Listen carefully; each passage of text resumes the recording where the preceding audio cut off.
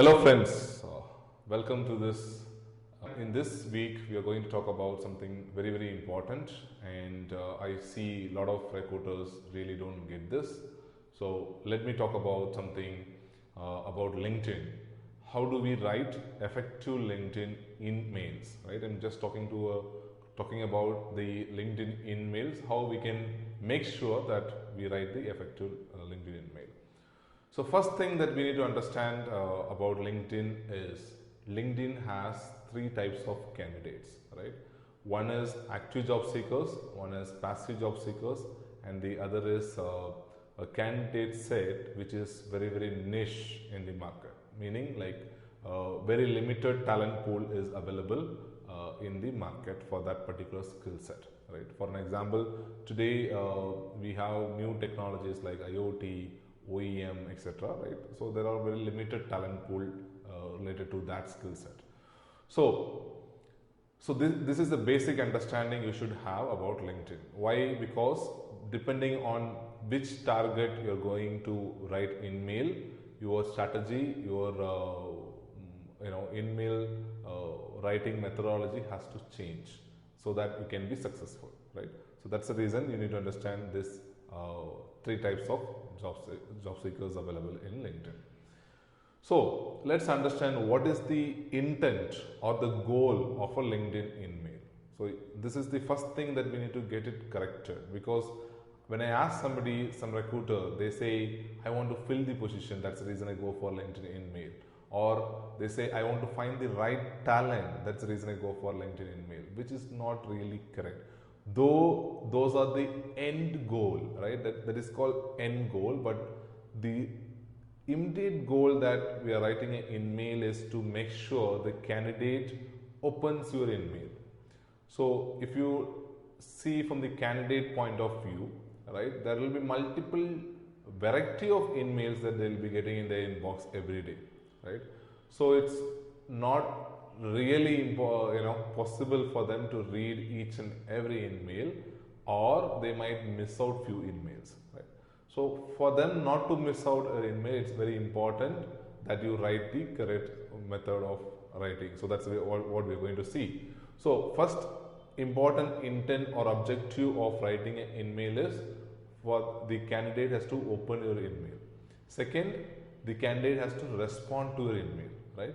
So if these two happens, then the next steps are, you need to look at the later stages. You should not look at closing the position. You should not look at some candidate immediately going to come for interview based on your LinkedIn message, right? That's not the intent. Intent is very simple. The candidate has to open the email and need to respond to you, right? Now, second important thing that you need to know about LinkedIn email is about the subject line, right? It's very, very important, critical that you write the correct subject line. Let's understand what I mean by correct subject line. So your subject line should be short. Number one, it should be short, right? It cannot be more than 15 characters. It can be, but if you look at writing a best LinkedIn email, then ideally it should be between 4 to 15 characters. These are the emails which has highest open rates, right? That's the reason I'm saying it should be 4 to 15 characters, 4 to 15 letters, I mean, right? So that is most important thing. So first thing is your LinkedIn subject line, email subject line should be short. Second, it should be specific to the point. So what is that you are writing about? It's about the job opportunity, right? And what job opportunity, which location is what you need to cover in the LinkedIn message. These are the three top information that your LinkedIn subject line should carry. One, what is this regarding the email that you are writing? That is job opportunity. Second, what is the job opportunity? What role you are going to offer the candidate, right? Third, which location this job. So tell me, if you are a candidate and if you have these three information in your mailbox, then immediately you understand what is this all about and whether should I read it or not read it, or should I accept it, not accept it. It depends on this, right? Because if you are a job seeker, if you are looking passively or actively, definitely this subject line will make you to open the LinkedIn message, right? Another thing that you can include is your company name also. For an example, if you're hiring for a bigger brand, well-known brand, but then you can use your company name. For an example, like Infosys hiring for XYZ job in this location, right? Or if it is a smaller company or not a well-known company, then I suggest not to use the company name on the subject, because the candidate might be working in a bigger organization and might not be interested as soon as here the candidate sees the not well-known brand in the market. Instead, what you can do is you can highlight on the role, you can highlight on the job title, right? That's something you need to highlight so that the candidate will be interested to look into that. So basically, your subject line should be short, specific, and what does it needs to contain is what is this email all about? That is job opportunity. What job opportunity? Whether it's a Java developer, .NET developer, or a sales manager, marketing manager, etc., etc. And fourth is for which location you are going to hire, right? And the next point is about personal greeting. So you are writing an email to somebody who you don't know, or that person doesn't know you, right? So that should be a connect between you and the candidate. You should make a connect. How do you make a connect? Tell something that candidate already know about himself or herself, not about you, right? So when I say himself or herself, you need to really read the profile, understand or pick up few highlights from that profile, right? They might have got an award, or they might have written a recent blog which is very interesting. So you can take those pointers and mention in one line, hey Leslie, I came across your post about LinkedIn recruiting. It's really interesting article to read.